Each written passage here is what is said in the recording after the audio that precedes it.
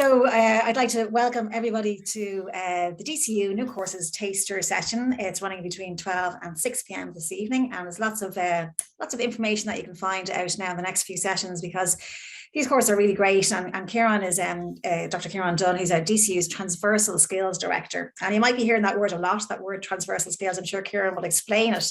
But all of DCU courses, they focus on getting you career ready and equipping you with the skills that you need to take on this ever-changing world, as we know. But these 6 new courses and 4 new specialisms especially take this approach even further. And this is what Ciaran will be talking about: what you learn, how you will learn, and embedding those transversal skills to help you thrive in DCU and beyond. So I'll hand it over to you, Ciaran, and you're very welcome. Thank you so much for kicking off this great day. I hope it will be. Okay. Thanks, Claire. Thanks a million. If you can just enable me on screen share, that'd be brilliant. Okay. You okay there then? Yeah, perfect. Okay. Thanks so much. I'll just get off.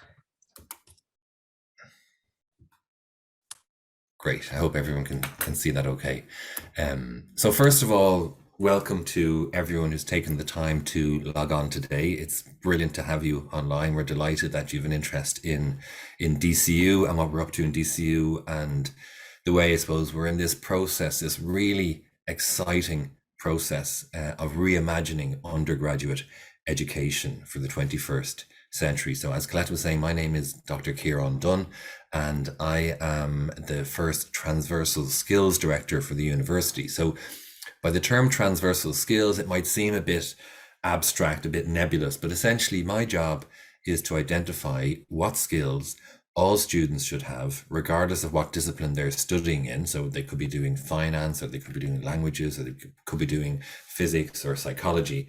So to identify what skills are important for all students, and then how can we actually integrate them in a meaningful, impactful, and evidence-based way across the programs. And so by transversal skills, what we're talking about are skills that don't belong to any specific discipline, but which can be applied across multiple domains or areas. So they are skills which I'll talk about, such as creativity and critical thinking and ethical decision making and future thinking and data literacy, and a whole list of really, really incredibly important and interesting skills.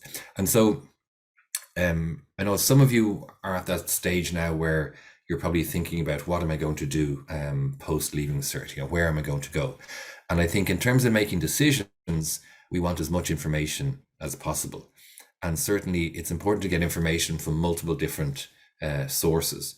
And I'm coming at it from a very macro perspective, very broad perspective, because I think it's incredibly important to try and think about the broader context, and particularly about the world, the society and the workplace that that is emerging as this decade, and indeed future decades, unfolds. And so this image is by my favorite, one of my favorite artists, a digital artist from Sweden called Eric Johansson. And in so many ways it encapsulates the values and ethos of DCU and what we're about, and our hopes for our graduates also, because you get this great sense of uncertainty, but also purpose. There's this great sense of freedom, but also the idea that the person is taking responsibility for the freedom and the autonomy that they have in carving out their own pathway through life. And there's also this great sense of adventure, but also direction, that the person has identified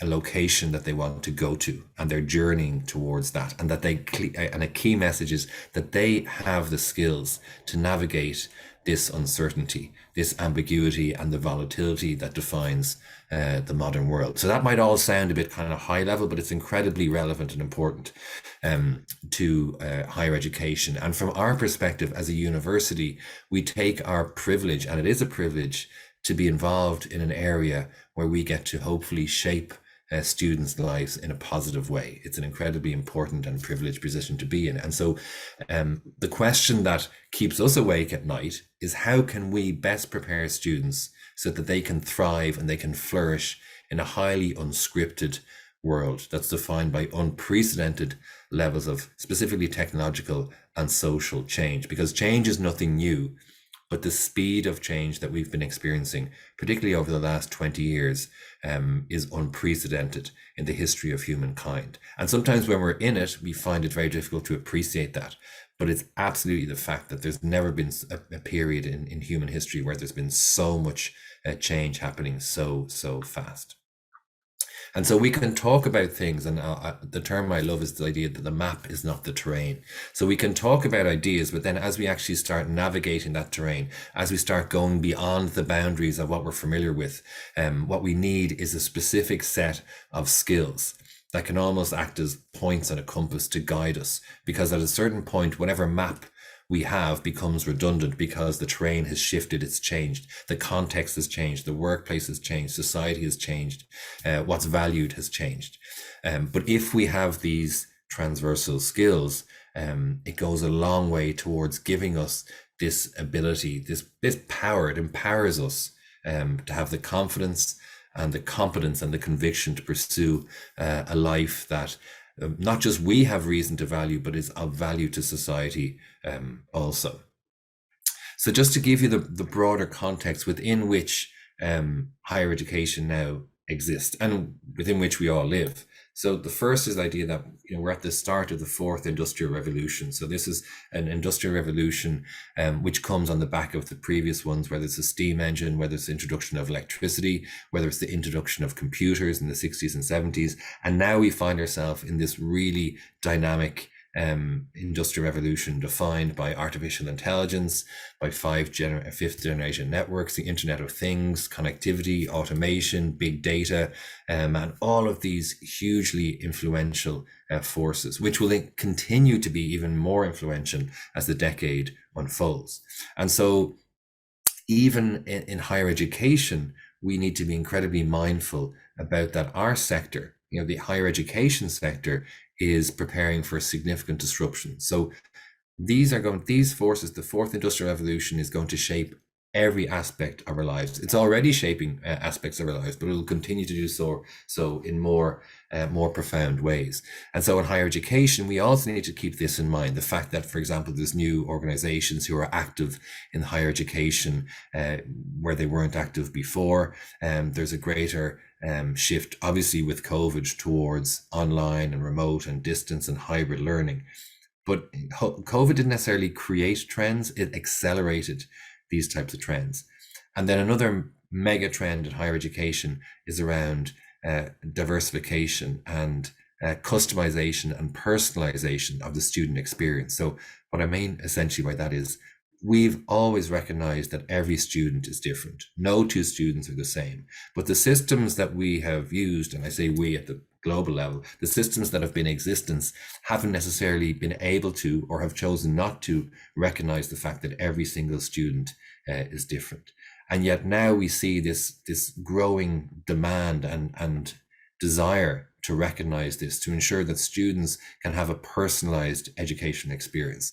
And that's what we're recognizing in what we're doing at the moment.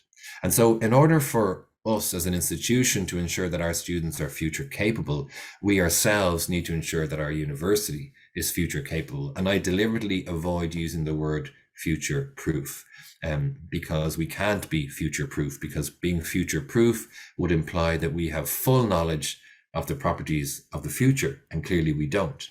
But we can say, though, the idea of being future capable means that we have the capabilities to be able to harness and recognize and leverage the affordances and the opportunities that an emerging future will give us. And so one of the areas that I lecture in, for example, is futures literacy. And futures literacy is essentially, although this might sound a bit complex, but it's essentially about using the future to innovate in the present. So we imagine futures. We ask ourselves, what type of future would we like? In 20 years' time, what type of society will we like to live in? And so we're imagining that, and based on that, then we innovate in the present to try and construct that future. So it's an incredibly empowering stance. It's not that the future happens to us. We create, we construct, we architect, we scaffold, we engineer a future that is of value to us and broader society. And DCU has always been at the cutting edge in terms of higher education. We've been a small university historically. Now we've grown to one of the biggest ones, but we've always espoused these values of being deliberately disruptive in the best sense of that term, of being purposely different and all about the pursuit of excellence in what we do. And so what's happening now with these new suite of programs, which you're going to hear about over the course of the day, and they're so interesting, and we call these DCU Futures, and we refer to them as a radical, like a fundamental, a root and branch reimagination of higher education. And they're based on basically three broad pillars. So what students will learn, how students will learn, and then this idea, my job, around transversal skills. So as regards what students will learn. So as Colette was saying, we've launched 9 out of 10 new undergraduate programs or specialisms. These really embrace concepts such as interdisciplinarity. They see the value in not just being blinkered in one specific sector, but acknowledging that creativity and innovation spark at the point of intersection between different disciplines, that the boundaries between different areas are now blurring more than ever. And so historically we would say, I just want to be really, really focused on one area. And while you should definitely pursue the area that you're passionate about, 100%, it's incredibly important to recognize that that does not exist within a vacuum, that interacts constantly with other areas. And in order for you to thrive and flourish in that sector, you're going to have to be able to engage with stakeholders and parties and organizations who operate in other areas. So if you look at the programs, be it bioprocessing or digital business and innovation, psychology with disruptive technology is such an interesting program that really speaks to that interface between humanity, the human condition, human existence, and emerging technologies. And physics with data analytics. There's so many interesting programs that we've launched. So that's the what. These are the new programs that we are launching, embracing this idea of interdisciplinarity. Then the second component of Futures is absolutely fundamental and perhaps the biggest change, I would say, in the history of the university. Incredibly ambitious, but incredibly worthwhile as well. And this is all around transforming how students learn, recognizing that students, are different now than they were when they started primary school or secondary school, and that different ways of learning suit different people. And so the idea that we simply do kind of traditional almost 19th or 20th century lectures where we stand on the stage and we talk at students, that's no longer the case. There's great value sometimes in communicating information in that way, but also giving students the ability to actually communicate that in or to also giving the students the ability to develop their knowledge, to develop their skills in an experiential way. So we're talking about where programs are defined by challenge-based learning, where students are actively engaging in the topics that they're learning, where we engage with industry through industry partnerships to work placements, where they come to us and say, these are the challenges and problems that we're interested in solving. Can you help us? Where we do online learning and virtual laboratories, and all of this, we harness the affordances of emerging technology to maximize the learning experience for our students. That's what the how of Futures is all about. So these could be design sprints, hackathons, team teaching, mixing with students in different programs in different countries, sharing modules with people over in America, for example. Really, really exciting things that we haven't done on scale before. And then the third aspect, the third component, is the area that I specifically am in charge of, and that's transversal skills. So as I said, transversal skills are skills that don't belong to any specific discipline, but can be applied and are incredibly useful across multiple domains. And so we take a very holistic perspective on what we mean by transversal skills. And what we're doing is to formally recognize that these are extremely important. They're arguably the most important aspect of higher education in the 21st century. And one of the reasons for that is that research is showing that trends in career mobility are changing very much over the last number of years. So what do I mean by that? Well, historically, people talked about having a job for life. And then over the decades, that changed and people said, there's no job for life, or I might move around a bit. But now we're seeing that graduates are changing career. So they're moving from one sector to another sector to another sector over the course of their working life more often than ever before. So I'm not talking about changing job within a sector or within an organization. I'm talking about moving across the boundaries of these different sectors. And so if you are going to move across boundaries, it's incredibly important that you have a skill set, that you have the capability to be able to thrive and succeed and flourish across at a horizontal level. And that's precisely why we are investing so heavily in developing students' transversal skills. Because if students have and graduates have these transversal skills, they will be in a position where they can really successfully move across different industry sectors. And once again, the Transversal Skills Agenda and Programme recognises the value of interdisciplinarity and how important it is to be able to engage with people from all different types of ideas, mindsets, backgrounds, cultures, etc., etc. So just to give you an example of some of the transversal skills which we seek to foster in our students. And so the idea is that these are integrated, they're woven into the fabric of these programs that you're going to hear about today, that they're not just simply added on to them. And these are ways of thinking, they're ways of working, they're tools for working, and incredibly importantly, they are tools for thriving. And so they consist of things such as creative thinking, ethical decision-making, sustainability, literacy, personal leadership, compelling communication, teamwork and collaboration, entrepreneurship, intercultural competence, so many different areas, multilingualism. So one of the really exciting things about these futures programs is that all students will have the opportunity to study one of 7 different languages.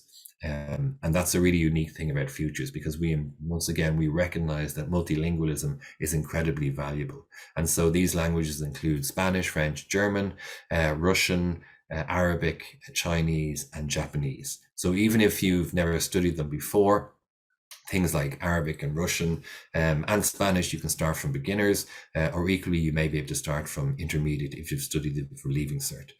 So that's a really exciting innovation in these programs. As I mentioned, tools for thriving is extremely important because it includes things like personal agility, how we can be flexible, how we can adapt to this changing environment, how we can thrive in an unscripted world.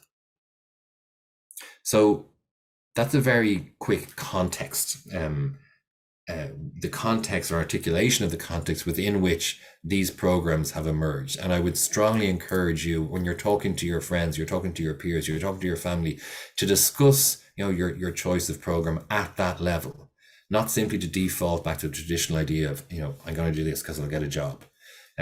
Obviously, it's incredibly important for us that students, get a job, and that they get a job that is of meaning to them. And we take graduate employment incredibly importantly.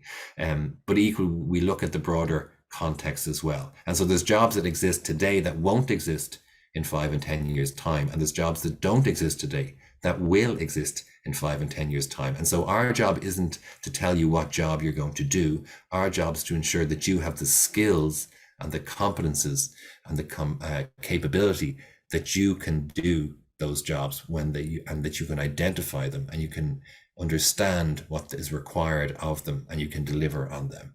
And that is our commitment to you. And so we've always been deliberately disruptive, but in the pursuit of excellence. As I say to my own students, I want you to be unreasonable in the best sense of that term, to challenge, to question, to not simply accept the status quo, to strive to be better.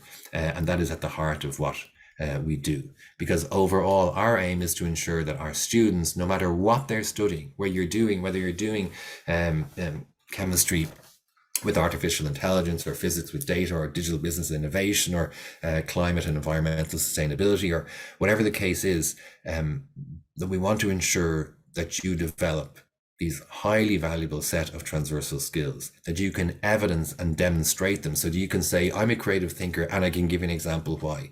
I'm informed in ethical decision making, and I can give you an example why. I'm familiar with the idea of future thinking and futures literacy and where the world is going, and I've thought about it in relation to this society or this organization. And so you're giving examples, you're demonstrating your capabilities. And fundamentally, what that means is that students and graduates will develop their personal agency, that they have the freedom and the autonomy to pursue a life that they have reason to value, and that is of value to them and their society. And that's incredibly important. So that's just a very quick overview of what DCU Futures is about. And the programs you're going to hear about today, they encapsulate and embody that value system of pushing boundaries, of being innovative, not for the sake of being innovative, but being innovative for the sake of doing things better in a meaningful way. And so we're incredibly excited about it. And we would encourage you to share these ideas amongst your peers and your families, and to have discussions about them and to ask questions. And we're always here to answer them. So thank you very much for your attention today, and very best of luck in everything.